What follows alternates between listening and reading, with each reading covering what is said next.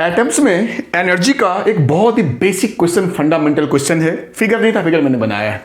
कहता है जो फर्स्ट एक्साइटेड स्टेट है, वैसे इसकी जरूरत नहीं थी यहां समझाने की, बट यहां पे मैं लिखता हूं n को 2 लेते हैं उस केस में, फर्स्ट एक्साइटेड स्टेट यानी दूसरे ऑर्बिट में जो टोटल एनर्जी है वो -3.4 eV है, जो रिवॉल्विंग हमारा इलेक्ट्रॉन है।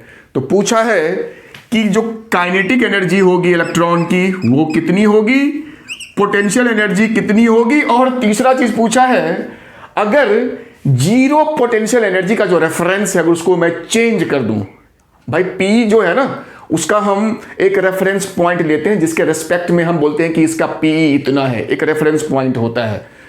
अगर उस जीरो पोटेंशियल रेफरेंस को मैं चेंज कर दूं तो इन तीनों एनर्जी पे जो टोटल मेरा है एनर्जी वो -3.4 eV है। के निकालना है, पी निकालना है, और लास्ट में बताना है कि किस पे फर्क पड़ेगा अगर हम जीरो रेफरेंस को चेंज कर दे तो, राइट। तो देखो काइनेटिक एनर्जी में ½ mv² मत लगाना और पीई में mgh मत लगाना, ये यहां नहीं लगता है, आपको पता होगा। सिंपल रिलेशन होता है, के जो होता है वो माइनस ऑफ टोटल एनर्जी होता है, सिंपल फॉर्मूला। तो उस हिसाब से हो गया, माइनस पहले से था ही, माइनस लगा दिया तो ये हो गया प्लस में 3.4 eV। खत्म कहानी इसका, आ गया इसका आंसर। कहा जो पी होता है वो ट्वाइस ऑफ टोटल एनर्जी होता है, तो ट्वाइस ऑफ टोटल, इसको 2 से मल्टीप्लाई करो, माइनस तो रहेगा ही, 6.8 eV आ गया मेरा पोटेंशियल एनर्जी।